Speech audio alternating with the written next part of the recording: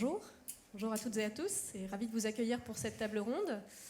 Alors nous allons explorer un enjeu central pour les institutions patrimoniales, la gestion de fonds en constante évolution. Et nous allons plus particulièrement découvrir un exemple, celui du mémorial de la Shoah. Comme vous le savez sans doute, le mémorial, depuis 80 ans, s'attache à recueillir, à préserver, à transmettre les archives documentaires de la Shoah. Et ce qui est assez intéressant, c'est que la collecte documentaire n'a jamais cessé. Chaque semaine, des fonds, des objets viennent rejoindre les collections du mémorial. Et donc ces fonds sont hétérogènes, variés, toujours très sensibles. Et cela pose plusieurs questions, puisqu'il faut voir comment les intégrer à des fonds existants. Il faut également les trier, les indexer, les décrire rigoureusement. Il y a tout un enjeu autour de la conservation, mais aussi de l'accessibilité, notamment grâce à la numérisation patrimoniale.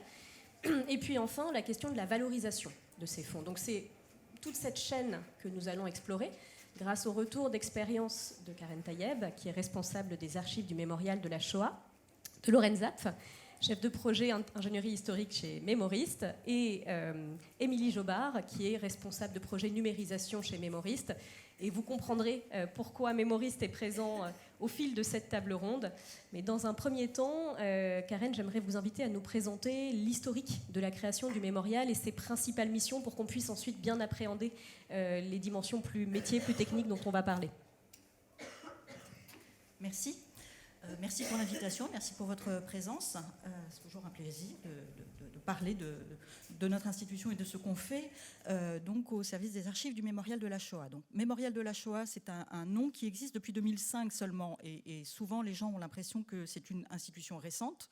En fait, le Mémorial de la Shoah, c'est l'héritier de deux vieilles associations, donc comme vous l'avez dit, depuis 1943, le Centre de documentation juive contemporaine, le petit nom CDJC, est connu des anciens, des utilisateurs, des historiens, se sont rassemblés et fusionnés pour créer cette fondation qui est aujourd'hui le Mémorial de la Shoah, avec une visibilité qui est tout autre. Mais donc, la collecte des archives a effectivement commencé dès 1943. Vous allez me dire, 1943, c'est encore la guerre. Effectivement, donc dans la clandestinité, à l'initiative d'un monsieur qui s'appelle Isaac Schneerson et qui est un peu visionnaire et un peu fou peut-être, mais il décide de rassembler, de convaincre un certain nombre de personnes autour de lui qu'il est nécessaire de rassembler les preuves de la persécution dont les Juifs sont victimes sur le sol français pendant les événements. Donc il réussit ce tour de force de convaincre un certain nombre de personnes, et dès 1945, les statuts de l'association sont déposés sous le nom de Centre de documentation juive contemporaine. Encore une fois, l'objectif annoncé, c'est de fournir les preuves pour que les victimes d'hier puissent faire valoir leurs droits. Mais également, c'est déjà écrit dans les statuts qui sont déposés en juin 1945, écrire l'histoire de ce qui s'est passé pendant les années de guerre et d'occupation. Voilà. Donc l'objectif historique est tout de suite énoncé et affiché. Donc la collecte des archives s'intensifie. Je ne vais pas vous la raconter en détail parce qu'il nous faudrait quelques jours, mais en tous les cas, elle n'a jamais cessé et elle s'est même intensifiée au fur et à mesure des années. L'essentiel des collections dans les premières années consistait essentiellement dans les archives des bourreaux, pour caricaturer. Donc des archives administratives des autorités nazies, des autorités de Vichy en France, vraiment des choses qui pouvaient montrer les traces écrites de la persécution. Et au tournant des années 90, on a réalisé qu'il y avait une grande partie qui nous manquait, c'est la voix des victimes. On l'avait, mais en négatif, toujours. Et on a voulu vraiment intensifier la collecte des archives privées. Donc on a commencé petit, en 90, quasiment en faisant du porte-à-porte. Et aujourd'hui, c'est vraiment quelque chose pour lesquels on est reconnu. On nous demande régulièrement d'ailleurs de faire des interventions sur la collecte des archives privées et la collecte de ces archives privées en particulier. Donc qui concerne l'histoire des Juifs de France et d'Europe pendant la Shoah, mais également leur histoire avant, leur histoire après. Et voilà, et c'est un énorme travail. Alors, comme vous le disiez, vous avez très régulièrement de nouvelles archives qui viennent rejoindre vos fonds. Alors, comment tout cela s'organise? Parce que je le disais en introduction, c'est chaque semaine, mais c'est réellement chaque semaine, et tout cela est bien cadré. Alors, c'est pas chaque semaine, c'est chaque jour, en fait. Chaque jour, nous collectons des documents. Alors, on a plusieurs moyens d'entrer dans les collections, effectivement. Ce sont soit des dons spontanés, les gens viennent nous voir ou nous écrivent ou nous appellent en nous disant « j'ai des documents, je souhaiterais les déposer ». Chaque semaine, ce que vous évoquez, c'est ce qu'on a mis en place depuis plus d'une dizaine d'années maintenant, qui s'appelle la permanence. La permanence photo, parce qu'au départ, c'était un appel au public en disant, enfin, vous le savez ou pas, 76 000 juifs ont été déportés de France pendant la guerre. Leurs noms sont inscrits sur le mur des noms qui est à l'entrée du mémorial. On souhaitait pouvoir mettre un visage sur chacun de ces noms. Donc on avait fait une vaste campagne d'appel auprès du public en disant si vous avez une photo, apportez-la nous. Et en fait, cette collecte de visages de photos s'est élargie parce que les gens, quand ils viennent avec une photo, ils vont avoir d'abord un album photo, et puis ils vont aussi avoir la carte d'identité, et puis ils vont aussi avoir les lettres. Et en fait, nous, quand on voit les documents, il est évident qu'on leur dit mais ces documents nous intéressent aussi. Donc cette permanence du mardi après-midi, voilà, c'est ouvert à tous, sans rendez-vous. Et ça aussi, c'est quelque chose d'important parce qu'il y a quand même une partie très affective et, dans le process de déposer ces documents au mémorial de la Shoah. C'est des documents qui touchent donc, encore une fois, à des familles qui ont vécu la guerre. Alors, il y a les déportés, mais il y a aussi ceux qui ont été cachés, il y a les résistants, il y a les justes, ceux qui ont sauvé, etc. Donc, mais il faut vraiment comprendre que les gens, quand ils viennent nous porter ces documents, nous les confier, c'est pas un acte anodin, quoi, vraiment. Donc, venir sans rendez-vous, bah, ça permet de dire, bon, aujourd'hui j'y vais, mais si j'ai pas envie d'y aller, j'y vais pas, j'irai la semaine prochaine. Voilà. Autrement, tous les jours, ma collègue Marie peut en témoigner, tous les jours, des gens viennent pour déposer des documents, nous allons chez les gens pour les collecter quand ils ne peuvent pas se déplacer, et on le fait à Paris, en France et dans le monde. Et alors, une fois que vous avez ces archives, un travail scientifique essentiel commence, celui d'identification, le traitement également. Et on va plus particulièrement s'intéresser à la question du traitement, qui est celui sur lequel vous êtes accompagné par les équipes de mémoristes. Est-ce que vous pourriez nous expliquer d'où vient cette relation avec mémoristes? Et puis ensuite, on rentrera plus précisément dans les savoir-faire qui sont déployés. Alors, on connaît Mémoriste avant qu'il ne s'appelle Mémoriste. On travaille ensemble depuis longtemps, notamment pour des opérations de numérisation, parce que la collecte, c'est aussi, indépendamment des archives privées, de la collecte et des partenariats avec des institutions publiques et privées. Donc, on a fait des grosses opérations dans des archives départementales aux archives nationales, etc. Donc, voilà, on connaît la maison. Et puis il se trouve que alors le travail sur les archives privées, c'est vrai, il est long, il est méticuleux, etc. Mais enfin, comme tout travail dans les archives, je ne connais pas un archiviste aujourd'hui qui me dit qu'il est à jour dans ses travaux de classement et d'inventaire. Celui qui me le dit, je le soupçonnerais de... voilà, ou alors c'est formidable. En tous les cas, voilà, notre partenariat s'est consolidé encore parce que d'abord, il y a eu un effet, on a eu la chance d'obtenir une subvention importante pour nous permettre d'avancer dans des travaux de classement et de numérisation. Mais on est une petite équipe, on est en plein Paris, mais on n'a pas beaucoup d'espace, donc on a vraiment des contraintes pratiques qu'on ne peut pas gérer, quoi. Et il se trouve qu'au même moment, Mémoriste a développé le pôle héritage, enfin à peu de choses près, auquel on n'avait jamais fait appel auparavant, et de décentraliser les opérations de tri, de classement et de catalogage, même si on fait pas, enfin ça va pas tout au bout de la chaîne, on a décidé de faire un essai avec Mémoriste, doublé, enfin toujours avec l'aspect numérisation en suivant. Mais enfin, je pense que la relation de confiance était essentielle au départ, quoi. Et puis, voilà, on a commencé par des fonds pour lesquels on avait moins de crainte, on est en parfaite confiance, mais voilà, ça sort de la maison, c'est difficile. Voilà. Alors Lorraine, comme je le disais tout à l'heure, vous êtes experte en ingénierie historique. Est-ce que vous pouvez nous expliquer plus précisément en quoi consiste votre travail, à la fois les grandes étapes de votre intervention et ce que ça représente concrètement comme savoir-faire.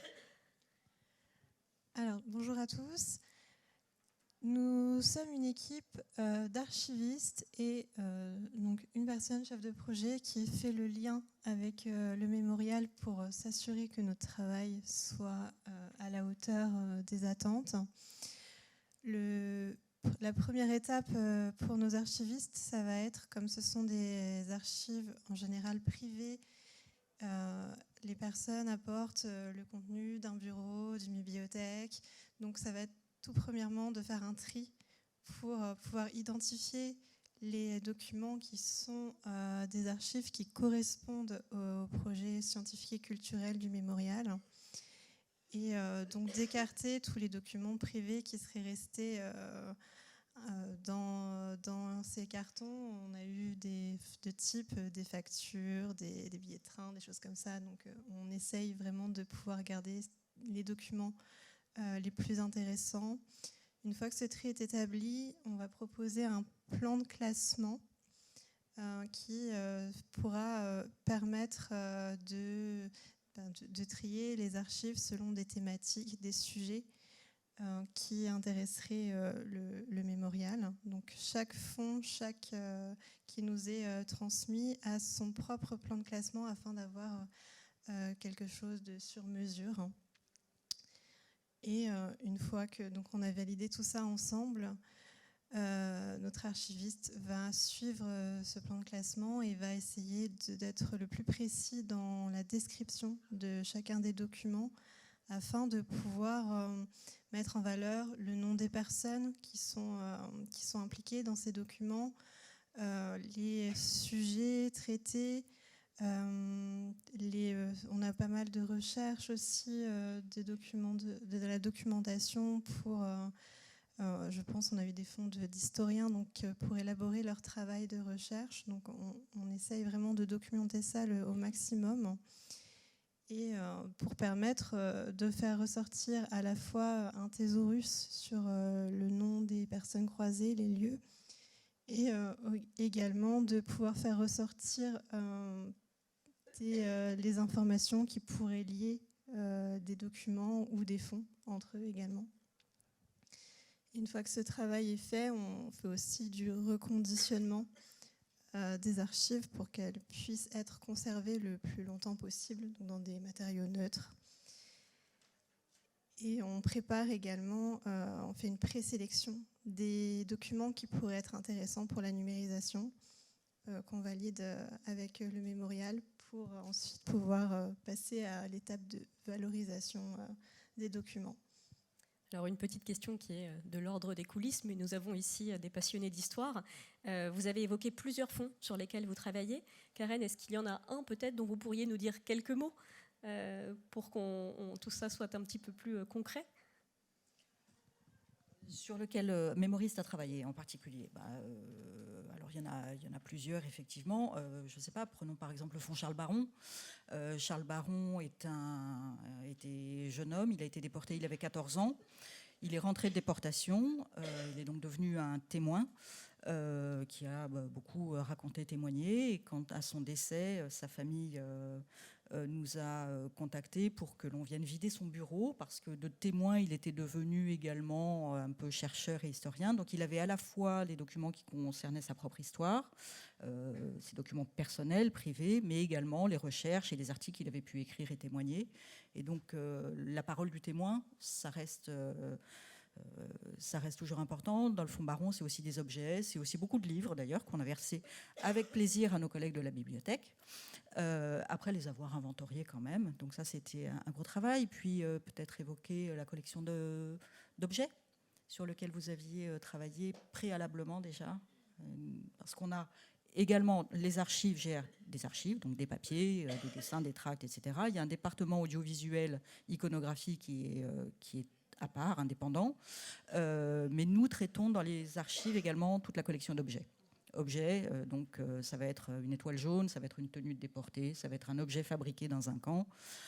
Et tous ces objets qui sont conservés dans les réserves, il y a une belle opération qu'on a fait avec vous. Merci, bonjour. Oui, effectivement, le fonds de numérisation des objets a été quelque chose d'assez important pour Mémoriste. C'était émotionnellement très très fort, je pense que pour tout le monde. C'est pas, il y a les simples objets, mais il y a également les descriptions, d'où l'intérêt d'avoir un travail d'inventaire et de traçabilité des objets ou des documents. Il replace dans un contexte et ça apporte une valeur ajoutée qui est formidable sur ce type de fonds en tout cas. Donc on avait réalisé de la numérisation en 360 degrés, donc pour faire tourner les objets, pour les voir vraiment sur toutes les faces. Et ensuite on avait fait de la mise en scène d'objets, puisqu'il y avait vraiment il y avait des boîtes avec des livres dedans, donc il avait fallu réimaginer un petit peu comment les valoriser. Donc ça c'était vraiment un très très beau projet. Ensuite, plus pour la numérisation papier, donc les fonds qu'on récupère après l'ingénierie historique réalisée par les équipes de Lorraine. Donc là, c'est pareil. On a quand même un gros travail à faire derrière de retranscription des documents.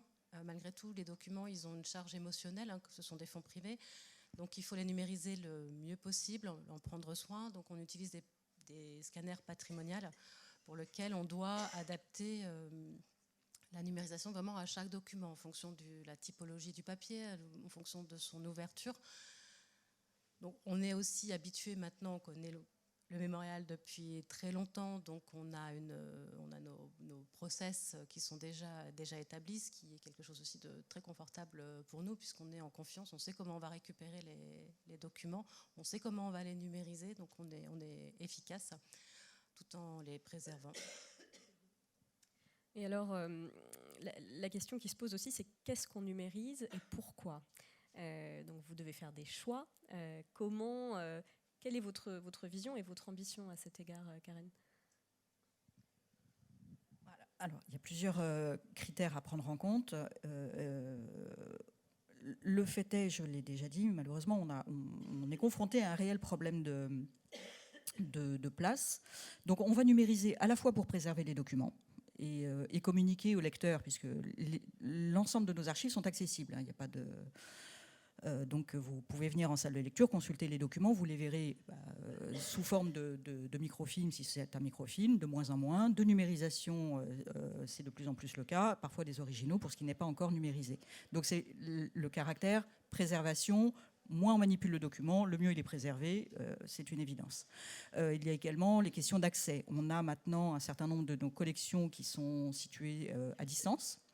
Donc les travaux qui sont actuellement menés sur des fonds qui sont assez volumineux souvent et qui sont délocalisés pour des facilités là encore de communication, on préfère tout numériser, même si idéalement, si on avait eu les documents sur place, on aurait peut-être fait un choix plus restrictif. Donc on a, ces dernières années, vraiment opté pour davantage de numérisation, pour un plus large accès, et également parce que ce plus large accès, c'est pas seulement la question de la manipulation en salle de lecture, c'est également le partage. On a beaucoup de partenariats avec d'autres institutions à travers le monde. Donc on échange des collections qui sont mises à disposition dans leur propre salle de lecture, aux États-Unis, en Israël, j'espère bientôt au Canada peut-être. Donc c'est aussi le seul moyen d'échanger, c'est de faire numériser les documents, bien entendu. Mais néanmoins, il y a des choses, bon, on fait des arbitrages, on ne va pas numériser tout ce qui est publication, les ouvrages, les revues, ce genre de choses, quoi. Mais autrement, on numérise de manière assez large à partir du moment où les fonds sont plus conservés sur place, notamment. Et puis même si c'est conservé sur place, s'il devait y avoir un dégât quel qu'il soit, malgré toutes les précautions prises, eh bien, au moins on a une trace du document. Donc, aujourd'hui, on se pose quand même beaucoup moins la question qu'il y a quelques années où il y avait un coût plus important, des temps beaucoup plus importants. Maintenant, la numérisation est devenue quelque chose d'accessible et tout le monde numérise au quotidien, chacun a son scanner, etc. Après, il faut évidemment, par contre, gérer les espaces de stockage et la conservation des images numérisées sur les serveurs, chez les hébergeurs, en interne, etc. Et ça, c'est une toute autre réflexion. Alors, on comprend bien la complémentarité entre la phase d'ingénierie historique, la phase de numérisation. Est-ce que vous pourriez nous parler concrètement de ce que ça veut dire en termes d'équipe? Combien de personnes travaillent sur ce projet? Comment vous vous coordonnez? Parce que c'est là tout l'intérêt au sein de Mémoriste d'avoir des savoir-faire très variés, très complémentaires. C'est qu'on a une vision d'ensemble et on n'est pas sur des prestataires différents qui ont leurs méthodes, leurs contraintes. Donc, qu'est-ce que ça veut dire concrètement pour vous au quotidien? Alors en termes d'effectifs, ça va dépendre en fait de la volumétrie des fonds qui nous sont confiés. Actuellement, on est sur un fonds qui est assez conséquent dans son volume. Il y a plus de 60 000 documents à inventorier. Donc on est avec 3 personnes au quotidien qui travaillent sur ces documents. Et leur travail, ça va être aussi d'informer la numérisation sur les formats des documents qu'ils peuvent trouver, s'il y a des supports qui nécessitent une manipulation particulière afin que la numérisation ait tous les éléments pour pouvoir mettre en place leur programme. Merci. Oui, on travaille effectivement au quotidien avec ensemble. Quand il y a des documents un petit peu particuliers, les équipes nous appellent pour nous dire bon, celui-là, comment tu penses qu'on peut le numériser? Donc ça, c'est vraiment très important, puisque nous aussi, ça nous permet de savoir ce qu'on va recevoir et comment le traiter déjà en amont. Donc ça, c'est vrai que c'est aussi un confort d'avoir les équipes qui inventorient dans l'entreprise. Ensuite, quand ça passe à la numérisation, donc c'est pareil, c'est variable, ça dépend de la volumétrie, ça dépend des fonds. Mais en général, on est au minimum sur un binôme d'opérateurs. Et ça peut aller jusqu'à 4. Et je rebondis sur un tout autre aspect qui est celui de l'accès. Vous avez commencé à en parler, Karen. Alors bien sûr, il y a la possibilité d'avoir accès à toutes ces sources pour les chercheurs, pour le public comme vous et moi, mais il y a aussi tout un travail de valorisation des expositions et autres. Est-ce que vous pourriez nous parler de ce que vous faites et puis nous faire découvrir quelques exemples assez concrets ? Bien sûr. Alors, évidemment, l'objectif de tout ça, c'est préserver et c'est communiquer. Donc, alors une fois qu'on récupère le fruit du travail mené par les équipes de mémoristes, tout en bout de course, donc les images numérisées, bon, alors le travail n'est pas terminé pour nous. Marie va recevoir les documents, elle va être rechargée. Ensuite, on a, nous, un logiciel de gestion d'archives dans lequel on doit importer les descriptions catalogues qui ont été produites, également gérer l'indexation. On a parlé du thésaurus, des mots matières, mais également on a tout un travail d'indexation nominative. Donc c'est vrai qu'il y a un pré-travail qui est fait par les équipes, mais que nous on complète, on ne peut faire que sur place. Ça, on ne pouvait pas le décentraliser. Tout ça pour que ce soit mis, versé dans le portail du centre de documentation, portail auquel vous avez accès depuis chez vous pour l'accès aux notices, mais pas l'accès aux documents. L'accès aux documents, même numérisés, se fait encore pour le moment uniquement sur place. Donc ça, c'est des choses qui vont évoluer dans les prochaines années, évidemment, mais la consultation des documents se fait sur place. Il y a quelques documents en ligne, beaucoup de photos, mais la consultation des archives réellement se fait réellement sur place dans nos locaux, ou dans nos locaux au sens... enfin, le mémorial de la Shoah a plusieurs sites. On est à Paris, dans le Marais, il y a un site à Drancy également. On est également à Orléans, dans le Loiret, à la gare de Pithiviers, à Clermont-Ferrand, au Chambon-sur-Lignon et l'année prochaine à Nice. Donc, normalement, dans tous ces lieux-là, vous avez accès aux ressources du mémorial, plus les accords de partenariat dont j'ai parlé avec les collègues. Ensuite, valorisation, bien entendu. Tout ce travail, on le fait pourquoi ? C'est pas juste pour se faire plaisir, évidemment, et préserver la mémoire des victimes. C'est pour que ce soit utile et utilisé. Aujourd'hui, on a, par exemple, des poupées de nos collections qui sont présentées dans une expo au CHRD. Sont partis la semaine dernière, ou il y a quelque temps, des dessins d'une artiste rome qui a été déportée à Auschwitz, qui font partie de nos collections, qui seront présentés au Festival du dessin à Arles. On essaye, autant que faire se peut, de présenter... On présente plusieurs expositions par an dans nos locaux. Actuellement, vous avez une exposition Lanzmann avec des supports audio. C'est les audios qui ont précédé la création du film Shoah, mais également une exposition sur les sœurs Jacob, les sœurs Simone Veil et ses sœurs. Donc, enfin les collègues, là, vous parliez de transversalité intra-mémoriste, nous au Mémorial c'est pareil, les collègues savent que quand ils préparent une exposition, quel que soit le sujet, ils vont commencer par voir ce que nous avons dans les collections permanentes pour que ce soit mis en valeur. Et puis la valorisation, c'est également le projet sur les objets, malheureusement on n'a pas encore été au bout parce qu'on a des petits soucis techniques, on va dire, qui devraient se résoudre normalement assez facilement. Mais les objets, autrement que conservés dans les collections ou présentés dans une exposition, mais on a plusieurs milliers d'objets, on ne peut pas tout montrer. Donc ces prises de vue qui nous permettaient en plus de les voir sous tous leurs angles, et de les voir sur les postes de consultation ou dans différents espaces, permettaient également de les faire revivre un petit peu, quoi. Et voilà, on montre sans arrêt tout ce qu'on a le plus possible. On prête beaucoup et on en parle aussi. Voilà.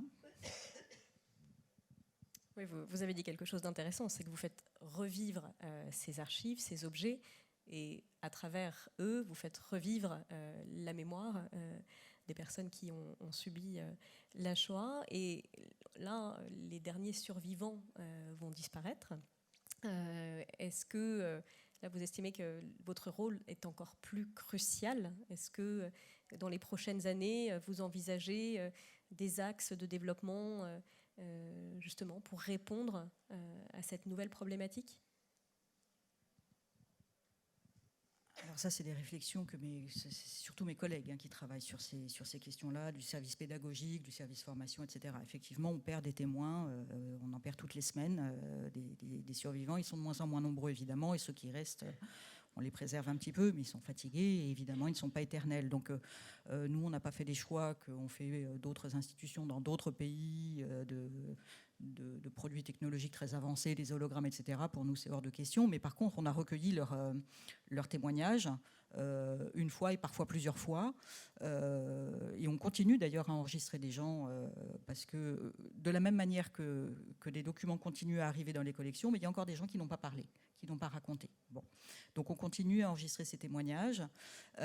Évidemment, c'est le rôle des archives, mais c'est le rôle des archives depuis toujours, en fait. Comment vous faites pour étudier le Moyen-Âge aujourd'hui? Vous vous référez aux archives. Comment vous ferez pour étudier la Shoah demain, dans 50 ou dans 150 ans, en vous référant aux archives? Alors on a des archives différentes, des supports différents, mais l'archive reste. Voilà. Donc, mais pas de reconstitution, c'est pas le choix du Mémorial en tous les cas. Et alors, de fait, cet enrichissement permanent permet aussi de revoir l'histoire, d'enrichir la vision qu'ont les chercheurs. Est-ce que vous voyez cette discussion qui s'instaure entre les fonds? Est-ce que vous échangez avec des chercheurs? Parce que j'imagine que tout ce travail est aussi fait pour leur permettre d'enrichir toute la vision qu'ils ont de cette période et donc notre compréhension, celle qu'on en a aujourd'hui. On discute beaucoup, on travaille aussi, mais on discute évidemment beaucoup. On a vraiment un double public. Les familles, quand je dis les familles, c'est au sens large. Les personnes qui cherchent des informations sur une personne ou des groupes de personnes, etc., c'est particulier, qui ne sont pas des chercheurs professionnels, on va dire. Et les chercheurs historiens, oui, évidemment, avec lesquels on travaille, on discute beaucoup, on échange, parce qu'il y a des notions qui évoluent. On parlait tout à l'heure des mots matières, des mots-clés du thésaurus, etc. Les mots matières qui avaient été utilisés à la création du mémorial, qui existent encore dans le fichier papier qu'on a conservé, c'est des termes qu'on n'utilise plus aujourd'hui. Donc il a fallu réfléchir à une nouvelle modalité de description des documents. Et c'est des échanges qu'on a avec nos collègues historiens, évidemment, puisqu'ils ont cette connaissance. Voilà. Après, évidemment, on collecte beaucoup. Donc, très honnêtement, le sujet, on le connaît. L'histoire de la Shoah, les dates sont connues, les faits sont connus, etc. Par contre, ces dernières années, certainement, et eux surtout, les historiens, vont rentrer plus dans le détail de certains événements qui se sont passés. Et puis, il y a un autre événement dont on parlait tout à l'heure avec une collègue, c'est plus on s'éloigne de la période, donc les acteurs qui étaient présents, qui avaient une connaissance du contexte en général. On n'avait pas besoin de leur raconter comment était Paris en 40 ou en 50 parce qu'ils l'avaient vécu eux-mêmes, etc. On s'adresse aujourd'hui, enfin, et même nous-mêmes, à des populations qui n'ont pas vécu la guerre, qui n'ont pas vécu la Shoah, fortiori. Et donc, on a une vision un peu noir-blanc de ce qui a pu se passer pendant la guerre, pendant la Shoah, etc. Par exemple, je discutais hier avec des gens qui venaient voir notre collection de dessins et on parlait du camp de Drancy en voyant des aquarelles faites au camp de Drancy par une internée qui ensuite a été déportée et qui n'est pas revenue d'Auschwitz. Ces aquarelles d'abord elles sont magnifiques, mais elles sont faites avec de la peinture, du papier, etc.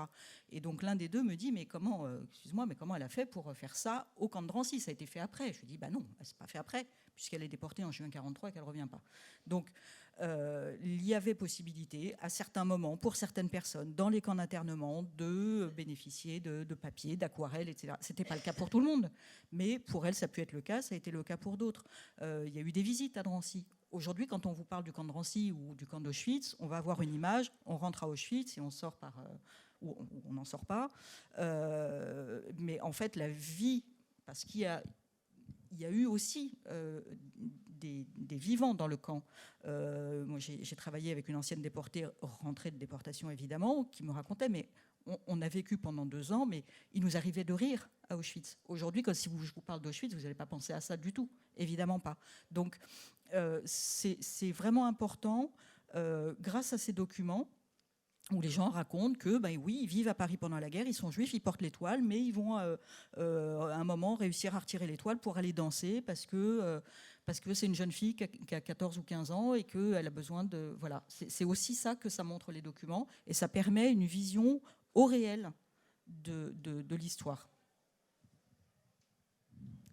Bon, bah, c'est très intéressant et je propose qu'on passe à une session de questions-réponses puisqu'on a une petite dizaine de minutes. Donc... est-ce que vous souhaitez approfondir certains sujets? Est-ce que vous avez des questions?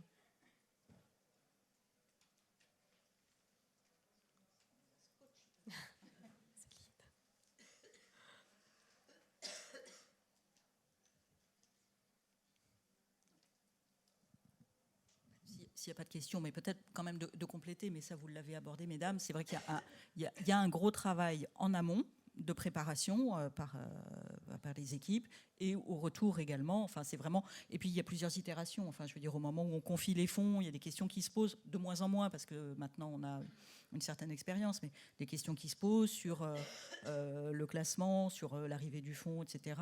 Et puis des retours qui sont faits par les équipes, etc. Voilà. Et ça, c'est vraiment important de pouvoir échanger. Peut-être pour compléter. Marie, vous travaillez donc également sur toute une partie de la chaîne. Est-ce que vous voulez nous en dire quelques mots puisqu'on a un petit peu de temps? S'il y a un micro qui circule.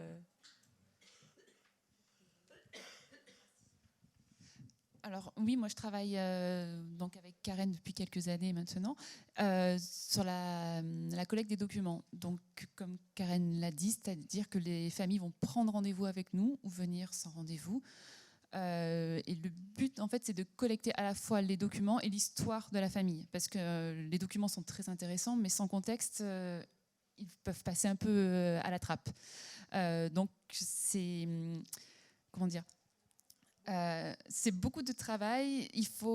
Certaines personnes qui viennent nous voir pour confier leurs documents savent très peu de choses même sur leur famille. Donc, parfois, c'est même nous qui leur apprenons plus de choses que eux ne savent déjà à la base.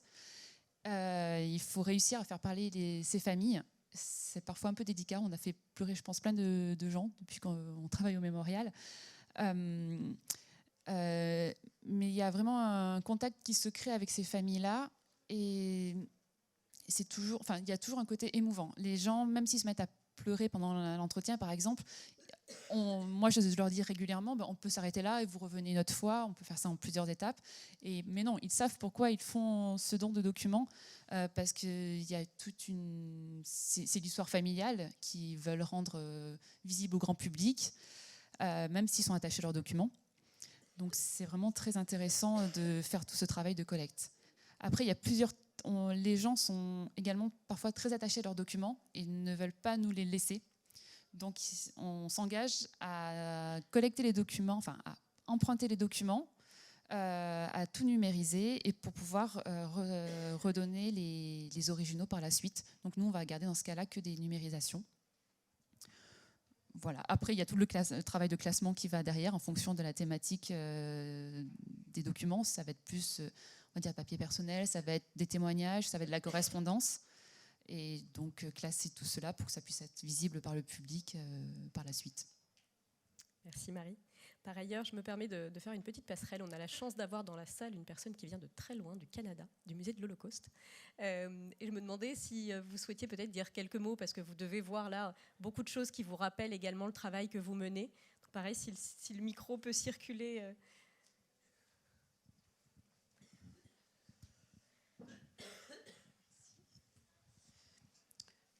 Effectivement, on est tout à fait dans la même lignée de travail, dans un volume différent quand même, puisque ce sont 9000 survivants qui sont arrivés à Montréal et qui certains sont restés, et d'autres se sont répartis dans différents endroits du Canada, notamment en Ontario. Donc oui, on a exactement le même genre de processus. On prend vraiment le temps de travailler avec les familles. Et nous aussi, il arrive... en fait, la première chose que l'on dit, c'est que vous entamez une relation à long terme avec le musée. Et on n'est pas pressé. Et on parle sur plusieurs générations, donc il n'y a pas de problème. Si ce n'est pas nous, ce sera les personnes qui prendront notre suite.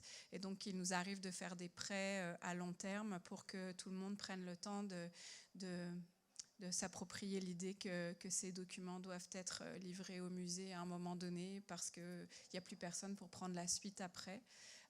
Donc, il y a vraiment on cherche à... Probablement parce qu'on a un volume un peu moins important, mais on cherche vraiment à créer une relation avec les familles. Donc tout le monde est bienvenu pour revenir dans les collections. Et chaque année, j'ai des familles qui reviennent parce que leurs parents ou leurs grands-parents ont donné des choses et on les accueille comme à la maison, qu'ils ne sentent pas en fait la barrière du musée ou de l'institution, mais on prend le temps, on sort les documents, on laisse les gens toucher, on laisse les gens prendre le temps, parfois renumériser les documents parce qu'il y a des enfants, des petits-enfants qui recherchent et qui tout d'un coup ont besoin de faire ces gestes-là, même si on est en mesure de fournir les choses. Donc vraiment, on est dans une démarche collaborative avec les familles et je pense que c'est cet accompagnement bienveillant qu'on essaye d'avoir, ce qui nous donne de la force, qui donne de la force aussi aux familles de se dire que les documents sont gardés en sécurité, air contrôlé, température contrôlée. Enfin, il y a ce sentiment de ne plus avoir à porter le risque de toutes sortes de dégâts qui pourraient arriver, mais vraiment de pouvoir nous passer le relais, mais tout en gardant cette relation à long terme avec les familles. Donc c'est un travail de collaboration, ce qui fait que, par exemple, on est en train de développer de nouvelles expositions et on va prendre le temps de contacter toutes les familles, tous les donateurs pour leur dire, parce que c'est toujours les gens se sentent honorés en fait et sont heureux de voir leurs objets présentés au public. Donc on essaye de faire ce travail-là, mais autant qu'on peut avec les ressources que l'on a. Voilà. Et je me permets d'ailleurs de préciser que vous intervenez tout à l'heure, à 15h30 je crois. Oui, c'était pas l'idée de faire de la pub. Je le dis parce que bon, mais merci. On a ici des personnes qui seront sans doute ravies d'en savoir plus. Et peut-être pour terminer, justement, est-ce que certains projets vous réunissent, des initiatives communes entre le mémorial de la Shoah et le musée de l'Holocauste ? Alors déjà, on se connaît, on s'apprécie, c'est bien. Bon, là, Marie-Blanche a beaucoup de travail avec la prochaine ouverture de l'exposition, donc elle est vraiment concentrée sur ce projet-là.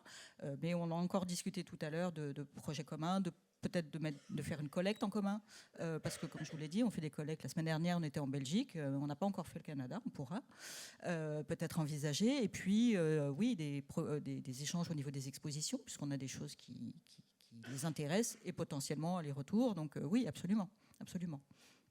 C'est ça qui est, c'est impératif, enfin, surtout quand on est sur des continents différents, mais même en France, il est impératif de coopérer avec les collègues pour que les objets, pour que les archives puissent être montrées. Et vraiment, enfin, il y a quelque chose à dire quand même, c'est que depuis quelques années, la numérisation nous a pas sauvés, il ne faut pas exagérer, mais nous a vraiment soulagés.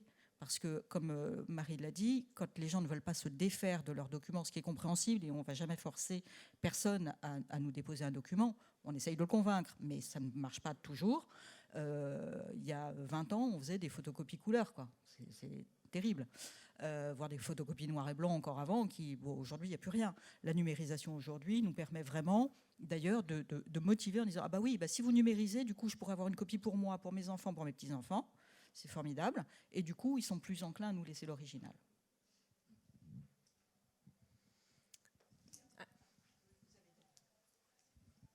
Michael Landel, je suis le directeur du mémorial du camp de concentration de Natzweiler-Struthof. Donc, on est plein dans la salle. Et qui parle aussi tout à l'heure à 16h15 sur une maquette du camp pour les personnes en déficience visuelle. Moi, je voulais apporter un complément.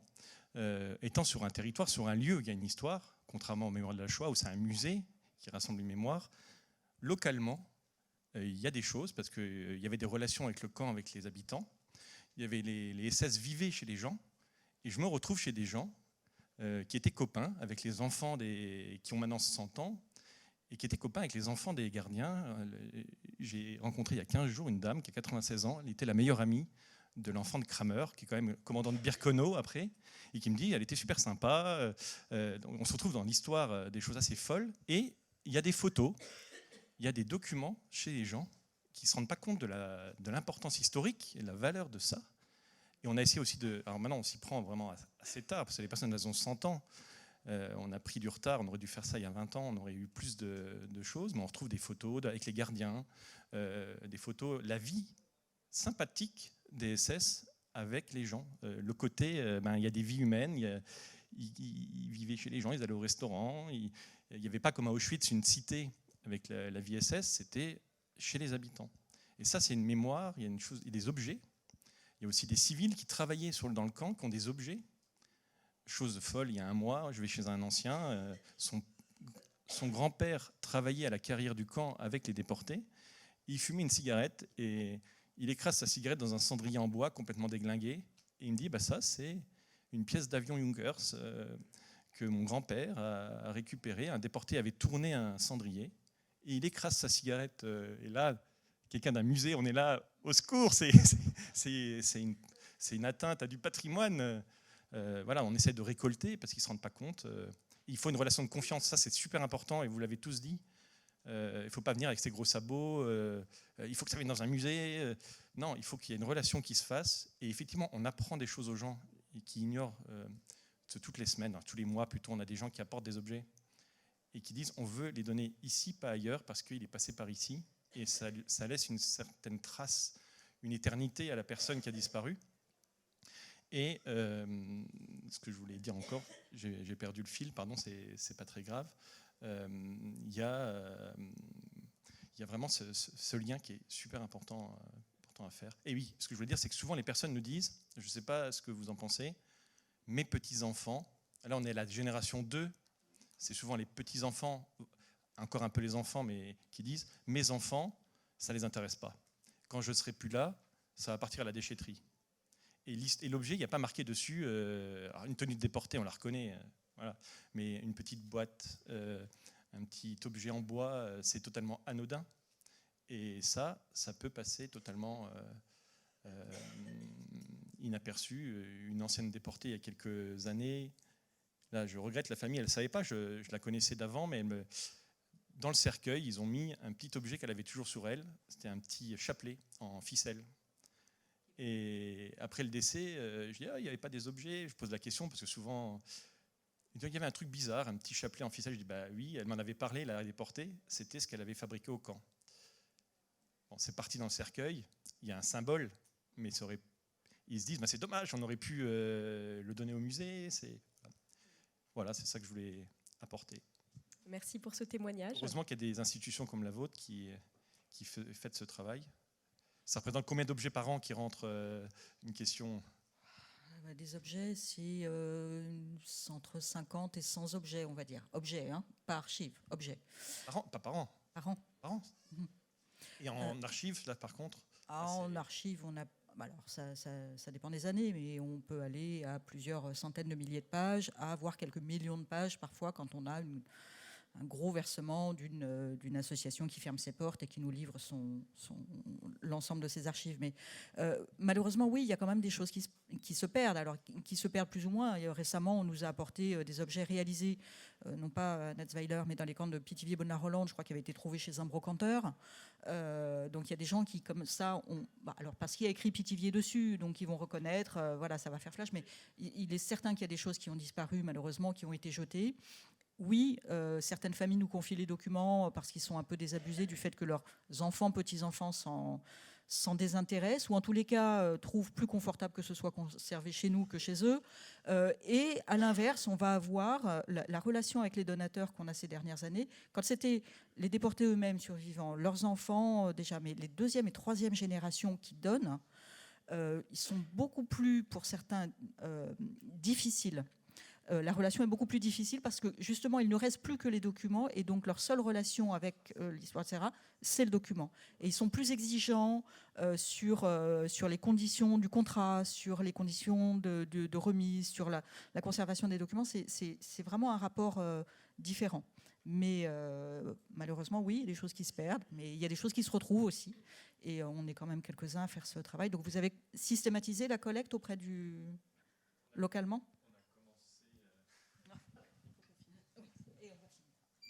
Pour les habitants des villages, on a mis des affichettes dans les mairies, on a fait dans la presse, parce que Puis en plus la presse est lue par les personnes âgées, et la presse écrite, donc ça marche bien. Et on a aussi une doctorante qui travaille sur ça, et qu'on envoie aussi... on a fait des séances aussi avec l'université dans un petit café de village, où les anciens pouvaient venir, et avec une réalisatrice, on a filmé.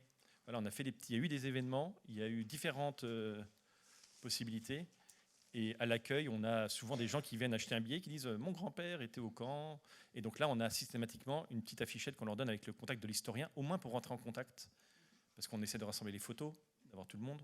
Et jusqu'à présent, on laissait filer tout ça, parce qu'ils étaient là, et les déportés étaient là, maintenant ils ne sont plus là. Et c'est quand même 52 000 personnes qui sont passées par là. Donc ça représente des personnes.